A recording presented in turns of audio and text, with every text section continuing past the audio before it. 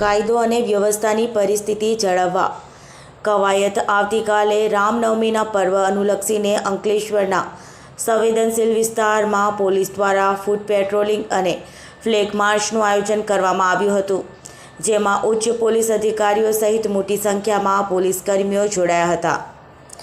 અંકલેશ્વરમાં રામનવમીના પર્વને અનુલક્ષીને પોલીસ દ્વારા ફ્લેગ માર્ચ અને ફૂટ પેટ્રોલિંગનું આયોજન કરવામાં આવ્યું હતું. અંકલેશ્વરના સંવેદનશીલ વિસ્તારમાં પોલીસના ઘોડે ઉતર્યા હતા. અંકલેશ્વર વિભાગીય પોલીસ વડા ડૉક્ટર કુશાલ ઓઝાની અધ્યક્ષતામાં ફ્લેગ માર્ચનું આયોજન કરવામાં આવ્યું હતું, જેમાં police inspector, police sub inspector સહિતના અધિકારીઓ જોડાયા હતા અને લોકોને શાંતિ તેમજ સુરક્ષાનો અનુભવ કરાવ્યો હતો.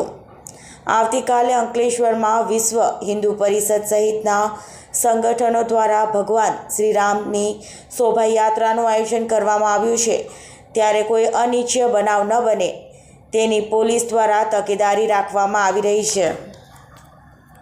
આવતીકાલે 6 એપ્રિલ 2025ના રોજ Ankleshwar GIDC police station, Ankleshwar B division police station વિસ્તાર તથા Ankleshwar A division police station વિસ્તારમાંથી લગભગ 7 જેટલી રામનવમીની શોભાયાત્રાઓ નીકળનાર હોય તે અનુસંધાને કાયદો અને વ્યવસ્થા જળવાઈ રહે તે માટે આ વિસ્તારોમાં એરિયા ડોમિનેશન તથા ફ્લેગ માર્ચની કાર્યવાહી હાથ ધરવામાં આવી.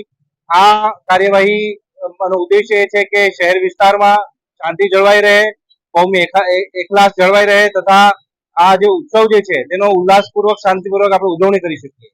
તો તમામ શહેર જનતાને ભરૂચ જિલ્લા પોલીસ વતી અમારી અપીલ છે કે આ તહેવારોમાં શાંતિ જાળવી રાખીએ. કોઈ પણ પ્રકારનો પ્રશ્ન હોય તો કાયદો વ્યવસ્થા હાથમાં ન લઈ, કાયદાને હાથમાં ન લઈ પોલીસના સહકારમાં રહીને આપણે આ કાર્યક્રમોની ઉજવણી કરીએ.